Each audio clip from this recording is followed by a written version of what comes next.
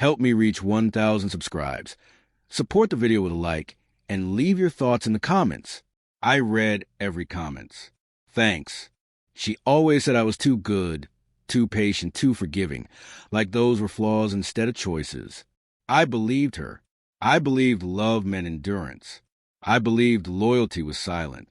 I didn't know silence could rot a man from the inside until the night everything finally cracked openly now. I'm Daniel, 39, and for 12 years I built a marriage brick by brick while my wife, Emily, slowly stopped noticing the house existed. We had history, routines, shared jokes, shared bills, shared mornings. Somewhere between promotions and anniversaries, she began treating commitment like background noise, only daily static. Emily used to reach for my hand, without thinking. Then she started pulling away, distracted, distant, irritated by small things. My laugh annoyed her. My questions felt intrusive. My presence became optional. I told myself it was stress. I told myself patience was strength. Men adapt, right? Eventually, somehow, always. The shift wasn't dramatic. No screaming, no slammed doors. Just erosion, late night scrolling, cold shoulders in bed, excuses stacked neatly like receipts. When I tried to talk, she smiled politely, as if humoring a stranger. That smile hurt more than anger ever could, because it carried indifference quietly, completely.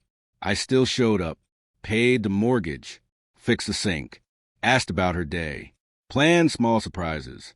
I thought effort was currency. I thought consistency earned affection. Instead, it trained her to expect without reciprocating. The more stable I became, the less she respected me. Stability bored her deeply inside. The night she betrayed me didn't feel explosive. It felt casual, which made it worse. She came home late, phone face down, perfume unfamiliar. When I asked, she laughed, said I was paranoid, said I deserved suspicion because I'd become boring. That sentence lodged itself into my chest permanently forever. I didn't yell. I didn't accuse. I watched her carefully, like someone studying a storm forming offshore. Something inside me went still. I realized she had rewritten our story, casting herself as a prize and me as the inconvenience. In her version, betrayal wasn't cruelty. It was correction somehow justified. She told friends I was emotionally unavailable. She told herself I lacked ambition. She told me, calmly, that I should have seen this coming. That line burned. Betrayal hurts. Being blamed for it cuts deeper. Still, I didn't fight. I stepped back and let her believe she'd won completely effortlessly.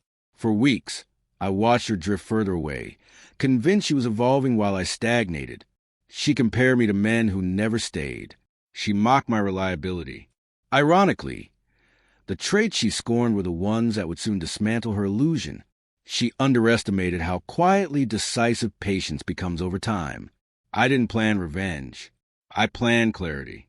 I started paying attention instead of explaining myself. I listened without reacting. Patterns emerged. Lies repeated. Timelines overlapped.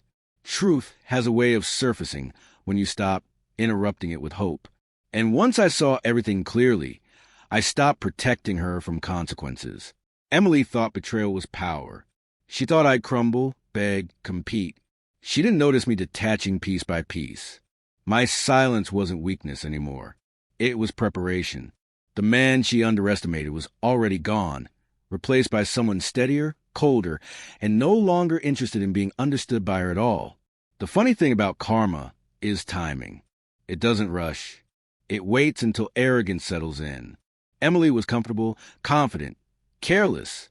She believed the story she told herself. She believed I'd absorbed the damage like always. What she didn't realize was that I had finally stopped cushioning her fall entirely. I moved differently, spoke less, planned quietly. She mistook calm for surrender. That mistake would cost her everything she took for granted. Not because I want to hurt her, but because consequences don't require cruelty. They require absence. And soon, she was about to feel mine in ways she anticipated. Looking back, the betrayal wasn't the worst part. It was a certainty in her voice when she said I deserved it. That conviction fueled her choices. It also blinded her. Because when someone convinces themselves you're weak, they stop preparing for what happens when you finally walk away without warning. I didn't know then how hard karma would hit, or how fast her confidence would collapse. I only knew I was done carrying blame that wasn't mine. Part one of my story ends here at the moment before impact, when silence becomes action and patience transforms into consequence for everyone. I left that night without drama. No yelling, no pleading, no tears. Just a packed bag and a car that carried me away from the home that had become a cage disguised as comfort. The streets were empty, headlights cutting to the darkness, and for the first time in months, my chest felt lighter. Emily didn't notice. She never noticed. And that, in itself, was part of the lesson. I stayed at my friend Marcus's apartment. We didn't speak much. He knew enough to give me space. I spent the night reviewing everything. Conversations, timelines, inconsistencies. Piece by piece, the image of betrayal became complete. Every late-night message, every vague excuse, every unexplained absence fit together like a puzzle she thought I'd never see. I did. And now, everything had consequences. By morning, I had a plan, though it wasn't malicious. It was precise, measured, unyielding. I contacted the lawyer I had consulted years ago for a minor contract issue. Small, professional, discreet. I asked questions about separation, asset protection, financial clarity. I didn't need revenge in the cinematic sense. I needed accountability. That was more satisfying than drama ever could be. Emily continued as if nothing had changed. She went about her week, arranging brunches, meetings, social outings. I let her operate in that illusion. She felt invincible, untouchable, untethered. That was a critical error. Confidence blinds judgment. The higher she floated, the harder gravity would pull her when reality arrived. I only had to be patient. And I was. The first noticeable shift came in subtle forms. Phone calls unanswered, plans mismanaged, missed deadlines. Friends began noticing her stress, her irritation. Nothing catastrophic yet, just cracks. She texted me once, unaware I had changed all financial permissions. "Daniel, can you cover this?" she asked, assuming continuity. The answer was silence, and that silence echoed louder than any confrontation could. Within days, the pattern accelerated. I had systematically separated myself from all financial entanglements, canceled joint accounts, altered passwords, redirected utilities. Every move was legal, ethical, and entirely predictable. And yet, for Emily, it was chaos. She assumed I would be reactive. She assumed I would negotiate, plead, explain. Instead, I only communicated through proper channels. Calm, collected, immovable. By the end of the week, she realized she was facing consequences she hadn't anticipated. Her lifestyle, the one she had taken for granted, required support she no longer had access to. Calls to friends, requests for favors, even small indulgences, all met with polite refusals. She couldn't comprehend the efficiency of man she thought was too passive to act decisively. Her arrogance had been her blind spot. One evening, she appeared at Marcus's apartment, frantic and apologetic, but not to me, to her friend. Wordlessly, I watched from a distance as panic replaced entitlement. The woman who once moved through the world believing betrayal was her power now struggled against a structure she hadn't prepared for. Every frantic attempt she made to regain control only highlighted the foresight she had ignored for years. In the following weeks, she attempted indirect maneuvers, requests, manipulations, guilt trips. I responded consistently. Silence and structured communication through counsel. Nothing else. The universe, it seemed, had aligned with truth I had known for months. That patience, clarity, and discipline carry more weight than passion and impulsivity. When betrayal is met with calm precision, the fallout is unavoidable and complete. The lesson crystallized one night as I reviewed correspondence.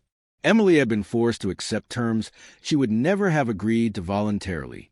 She blamed herself silently, though she would never say it aloud. Her sense of control, which had once been total, fractured under the weight of predictable consequences. It was not cruel. It was inevitable. And for the first time, I felt a sense of justice so satisfied had no need for revenge. What hit hardest wasn't the financial recalibration. It wasn't the lost privileges or social embarrassment. It was a realization in her eyes, the acknowledgement that her actions, her choices, and her betrayal had led directly to discomfort she could not smooth over with charm, excuses, or manipulation. That, more than any argument, was the ultimate confirmation. Karma, quiet and relentless, had arrived exactly as it should. I never gloated. I never celebrated publicly. The satisfaction was private, silent, enduring. Emily moved through her days differently after that. I moved through mine differently, too. Freed from resentment. Freed from carrying a burden not mine to bear. The betrayal that once haunted me now existed as a lesson, a reminder that patience, integrity, and awareness carry consequences greater than anger ever could. Months later, our paths crossed in neutral circumstances. She attempted a conversation, tentative, polite, but with a trace of defiance she had not shed. I listened once, with calm acknowledgement, then excused myself. My life had moved on. My peace had moved on. Her shock at realizing she had misjudged me, underestimated me, failed to recognize that quiet determination is formidable. That was her lesson, and it had landed fully, without theatrics, without vengeance, only clarity. I sometimes think about that moment, the instant I packed my bag and walked away. That was not the climax. The climax was the stillness that followed, the understanding that betrayal is not the end, that consequences are not optional, that the patience of a wrong person, properly exercised, transforms power and restores balance. Emily thought she had authored the final act. She had not. I had merely let reality write the epilogue. In the end, the marriage ended. The betrayal was acknowledged implicitly through her circumstances, and I remain intact, unbroken, and remarkably unshaken. Karma did not need intervention. It only needed time, accuracy, and the discipline to act in alignment with truth. And as I walk through my life now, every quiet morning, every calm evening, I know that the lesson lingers for both of us. The betrayal was hers, the consequence was hers, and the clarity, peace, and strength entirely mine.